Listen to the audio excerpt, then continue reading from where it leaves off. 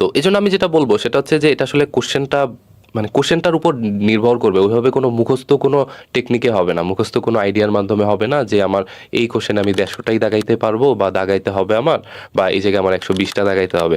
এটা আসলে বলা মুশকিল, মানে এটা কেউ বলতেও পারবে না, বা কেউ আসলে কোশ্চেনটা হাতে পাওয়ার সাথে সাথেও আসলে আইডিয়া করতে পারবে না।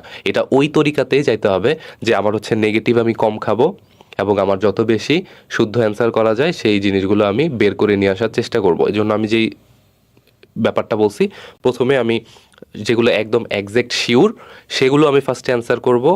এরপর আমি অ্যান্সার করব যেগুলোতে আমার একটু চিন্তা ভাবনা করলে আমি পারবো সেগুলো।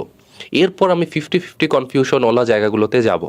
কিন্তু খুব বেশি কনফিউশন হলে সেই জায়গাগুলো আমি বাদ দিব, কারণ আমি 1 মার্ক পাইতে গিয়ে যদি 0.5 পেনাল্টি খেয়ে যাই, তাহলে ওই জায়গায় আমার কিন্তু লস। 10টা পেনাল্টি খেলে আমি 5 মার্ক কিন্তু হারায় ফেলবো এরকমভাবে।